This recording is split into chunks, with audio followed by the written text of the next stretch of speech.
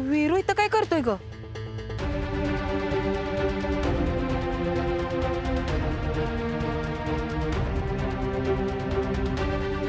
अहो सक्क भाऊ आहे तुम्ही आणि जमिनीच्या तुकड्यासाठी भांडताय वय? अहो मी कशाला बांधू? ह्यानं सुद्धा दगड हलवलाय बघा, बांध कसा पोकारलाय. ही पद्धत आहे का बांध पोकारण्याची? आता मला सांगा, काय कमी आहे ह्याला? सरकारी नोकरीत होता, त्याच्या रिटायरमेंटचे बी त्याला पैसे मिळतात. पोरग चांगल्या कामाला आहे, ते बी कमावतंय, पण ह्याची काय हाव सुट नाही. सगळे ह्यालाच पाहिजे. अरे जा, माझ्या हिमतीनं कमवलं ही. अहो कमवा की, ती कुठे नाही म्हणते ती, पण असं भावाचं लुबाडून. आता या खुनावरून सरळ सरळ दिसतंय की तुम्ही दगड हलवलाय ते. मला सांगा, असं कितीचं पीक येईल हो? हा, किती कमवाल? असं वरबडून खाल्लेलं पचत नाही हो. दगड पाहिल्यापासून तिथंच आहे, आमच्या पप्पा नाही हलवला. आणि विरूभाया, तुम्ही कुणाच्या सांगण्यावर नाही आला? ह्यांच्या. ह्यांना पहिल्यापासून आम्ही गरीब गरीब म्हणून या आमच्या अन्याय झाला म्हणून अख्खा गाव गोळा करायचं सवय. ती माझा चुलताय ना, ही तुम्हाला माहित नाही. ईदभर गोष्टीचा हातभर करताय ही.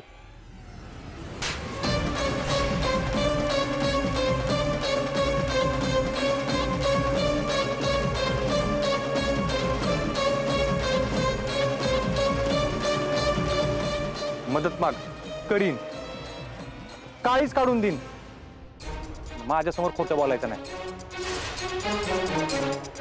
माझ्यासमोर कोण खोटं बोललं ना, तळपायाच्या मस्तकात जाते. ते माणूसच मनातून उतरतो. चुकलं विरोबाय, इथनं पुढं नाही व्हायचं. आता सांग, तू दगड हलवलाय का नाही? होय, मीच उचलला होता.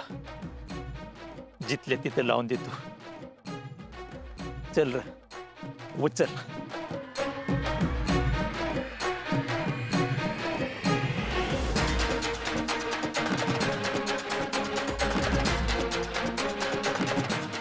विरू भैया, लय उपकार केलं बघा. अहो तुम्ही मोठे आहे माझ्यापेक्षा, तुम्ही कशाला हात जोडताय? आणि तू इथून पुढे माझ्यासमोर खोटं बोलायचं नाही. जिथं बोलायला खोटं तिथं पडत्या लिरूचं रट्ट. जी बरोबर आहे, चुकलं माझ्याकडनं. पुढच्या बारी नाही व्हायचं.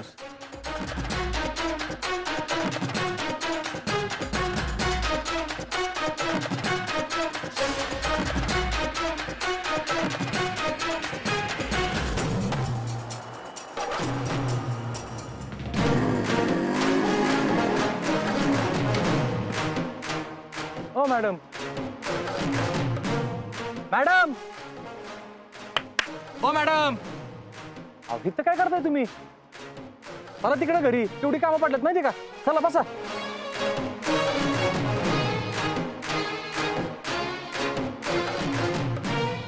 चला की. का हरवताय तुम्ही? काय नाही, तुझ्याशी जरा बोलायचं होतं. बोला की मग. म्हणजे ते तुला सांगायचं होतं की मला नाही जमणार. काय नाही जमणार?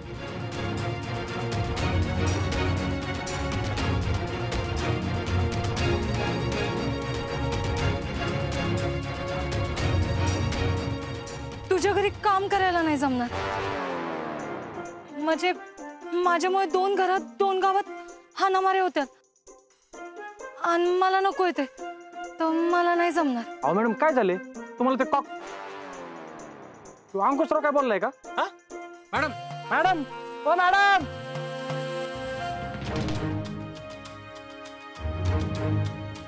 पिवडे, का नाही सांगितलंस तू? माहित नाही, नाही जमणार. मी जाते घरी. अगं पियू, बोल, काय बोलत होतास? तुमच्या बहिणीला काल रात्री एका पोराबरोबर बघितले.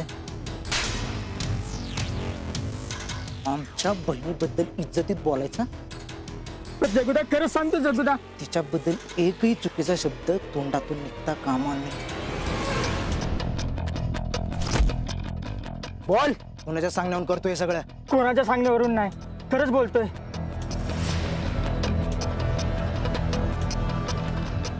कांत्या, खरं बोल. खरं खरं बोल. जगदीश जी, कशाला मारताय बिचाऱ्याला? मला नाही वाटत एवढं मार खाऊन कुणी खोटं बोलत असेल. म्हणजे नेमकं काय म्हणायचंय तुम्हाला? आता तुम्ही विचार करा. काल रात्री पिऊ घरी उशिरा आल्या होत्या. तुम्ही त्यांना जेव्हा विचारलं की त्या कुठे होत्या तर त्या गडबडल्यासारख्या वाटल्या. नाही म्हणजे चेहऱ्यावरनं तरी वाटत होतं की त्या खोटं बोलतायत. ते बघा आल्याच तुमच्या पियू. पियू इकडे.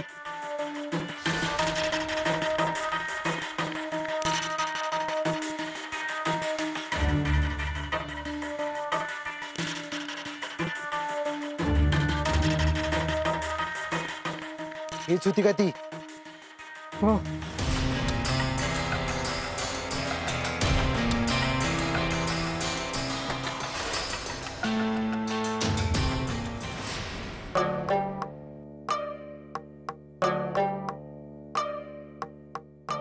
काय चाललंय सुनंदा? हात हलवू की पटापटा.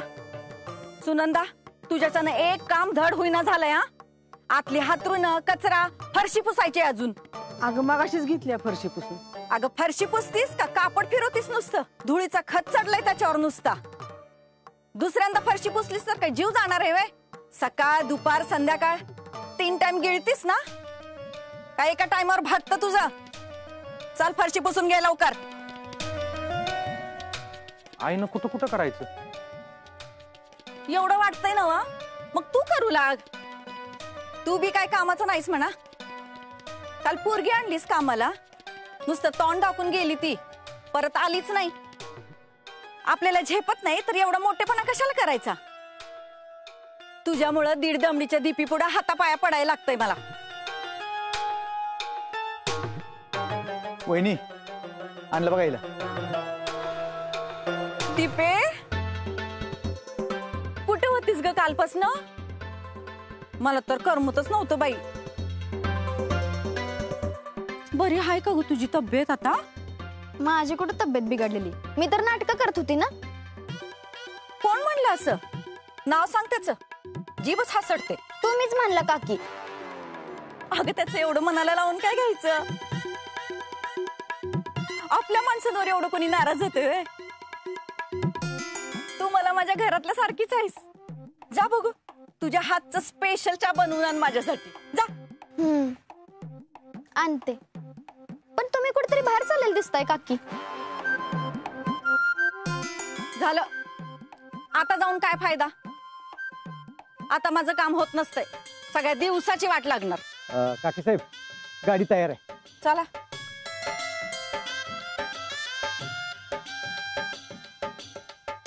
मम्मी अहो कुठे चाललासा? कुठलंच? तुला कितीदा सांगितलं ग बाहेर जाताना कुटायचं नसतंय. काम होत नाही. आता कुठं काम अंगाशी नाही आलं म्हणजे झालं. आओ पृथ्वीच्या लग्नाच्या गोंधळात काही कामं राहिलेत ती करून येते. ध्यान ठेवा घरावर जरा. नाही म्हणजे घरात अपशकुनी माणसांची कमतरता नाही. नसते उद्योग होऊन बसायचे म्हणून म्हटलं. काय माझ्या पोराच्या करिअरची काळजी आता मलाच करायला पाहिजे. तू नको काळजी करू, मी आहे इथं. तुम्ही आहे म्हणूनच कधी कधी काळजी वाटते मला. चल र.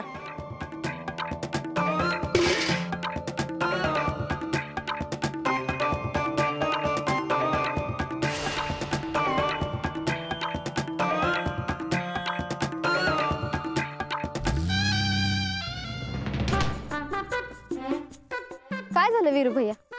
कुठे गेली तुमची मॅडम? गेली ना काम सोडून? नाहीतरी हितली कामं झेपणार वे तिला. मी आहे ना म्हणून टिकली ह्या घरात. दोन्ही घरात भांडणं नकोत ना म्हणून नाही आली ती. नक्की का? नाहीतर बघा इथं कामच करायला आली होती का इथली माहिती काढायला आली होती ते.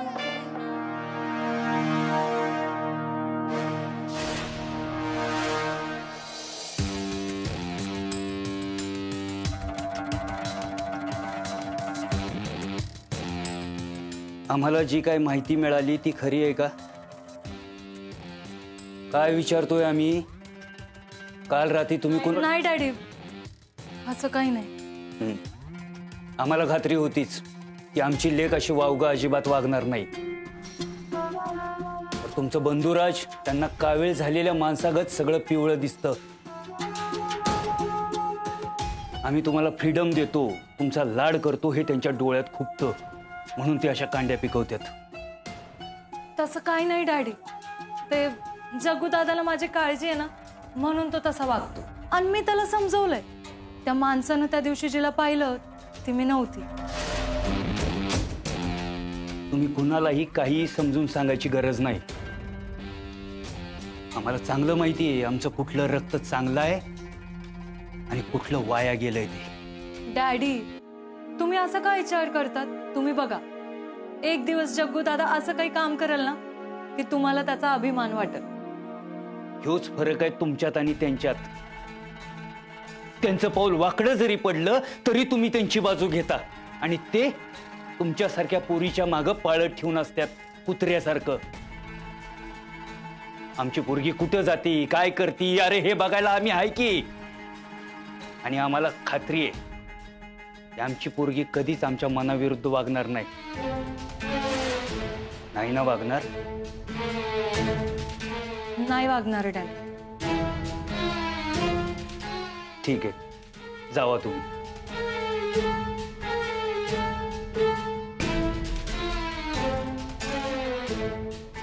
अजून काय पाहिजे होतं का? डॅडी, ते वैशू सोबत बाहेर जायचं होतं, म्हणजे जरा शॉपिंग करण्यासाठी आम्ही.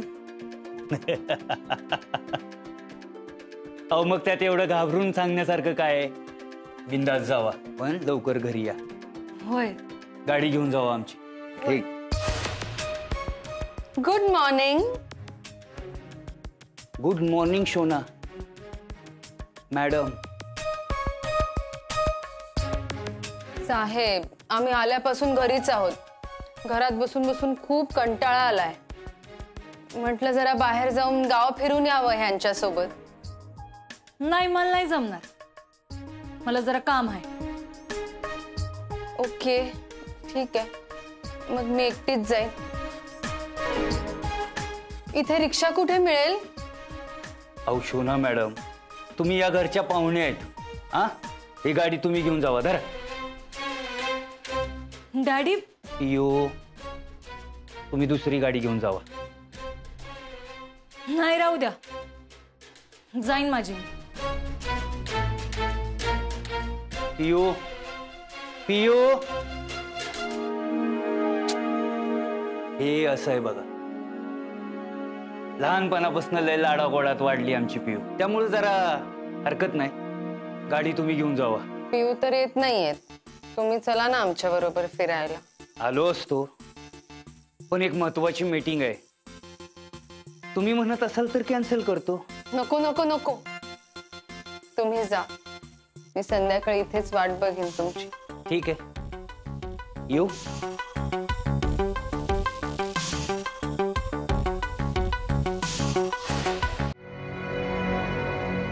अगं काय झालं तुला? बोल तरी. तुझी मम्मी कोण समजती कोण स्वतःला?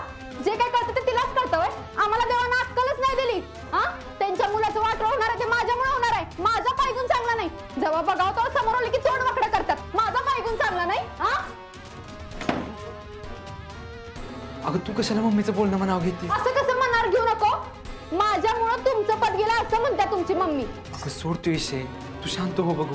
आता नाही मी शांत होणार. आता कळू दे तुमच्या मम्मीला, मी पण वारण्याची पाणी पिलेली आहे. नाही एक दिवस माझा कोल्हापूर इंगा दाखवला ना तर बघाच, बदलून टाकीन सगळ्या दिशा, तरच नावाची निशा. अगं असे ना आणखीनच तुमच्यातलं फाटल. मी शांत व्हायचं का नाही ते मी ठरवीन, पण तुम्ही असं शांत बसू नका. हे असं खुडूक कोंबडीगत घरात बसणं बंद करा आता.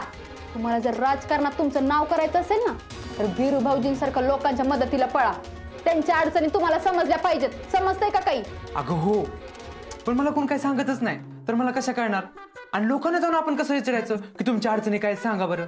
त्यासाठी लोकांनी आपल्याला येऊन अडचणी सांगितल्या पाहिजेत ना, आणि त्यासाठी काहीतरी आयडिया केली पाहिजे.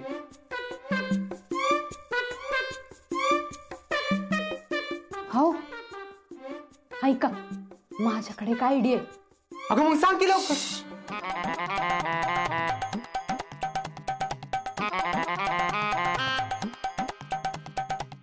हे तर एकदम बेस्ट आहे.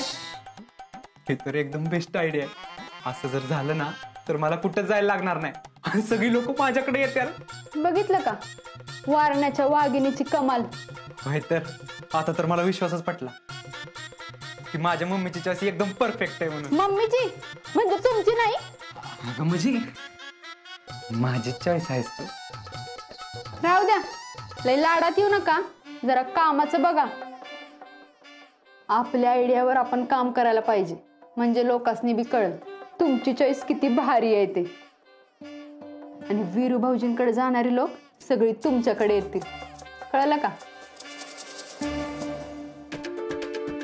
तुझ्याकडे दुसरा कुठला चॉईस आहे का ग पिऊ? तुला समजा खरं बोलायलाच लागणार आहे एवढं लक्षात ठेव. आणि मला का नाही असंच वाटते बघ, हे समजा तू आधीच खरं बोलायला पाहिजे होतंस त्या राजवीरला. कसं बोलणार वैशे? तू बघितलं ना ती पोरग खोटं बोलल्यावर कशी कानाखाली वाजवली त्यांनी. अशीच माझ्या कानाखाली वाजवली तर मला तर दिवसा तारच दिसतील. नाही नाही, माझी नाही झाली हिम्मत त्याला खरं सांगायची. अगं मग का तू असंच खोटं बोलत राहणार आहेस त्याच्यासोबत?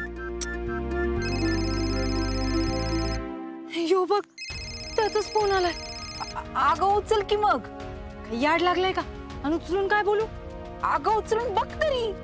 नाही नाही, नको नको. ते रानातलं बघितल्यापासून माझी हिंमतच होईना त्याच्याशी बोलायची.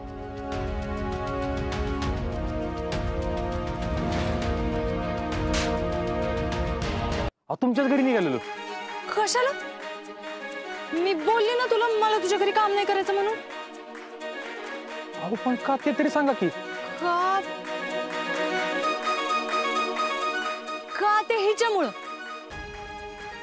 या अंकुशरावांच्या पोरीने मला शपथ घातली की तू कुठं बी काम कर, पण आपल्या विरोधकांच्या घरी काम नाही करायचं म्हणून. हो की नाही? हो.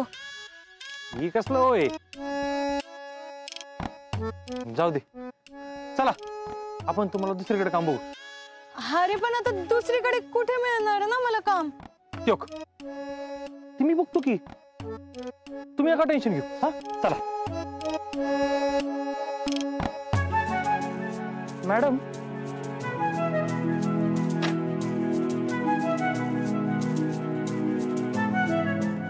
एक गोष्ट खरं खरं सांगायची बरं का.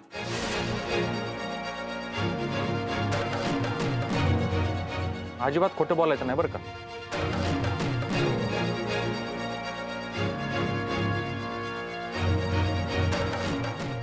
ह्याला सगळं काही खरं खरं तर नाही कळलं. काय म्हणलात का? नाही, तू विचार ना, काय चढत होतास तू? मी आमच्या घरी खरंच काम बघायला आलो होतो का?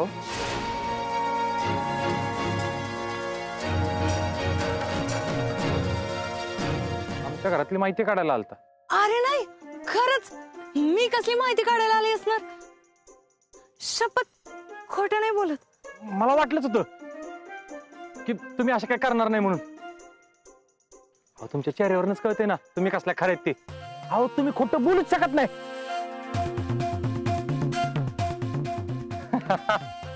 बरं चला, तुम्हाला आपण काम शोधू. चल ग. हो, या कॉकटेल अंकुशरावच्या पुरीला कशाला घेताय सोबत? तेच, मी कशाला पाहिजे तुझ्या सोबत? मी नाही, मी चालले.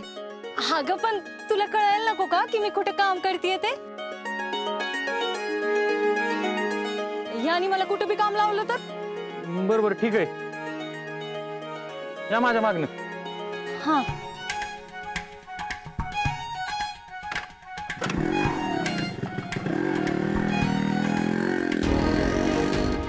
अगं पियू, मी तर तुला समजा खरं सांगायला सांगितलं होतं, तू खोटं बोलायला लागलीस त्याच्यासोबत. अगं हो, मी सांगणारच आहे त्याला सगळं खरं, पण वायच थांब.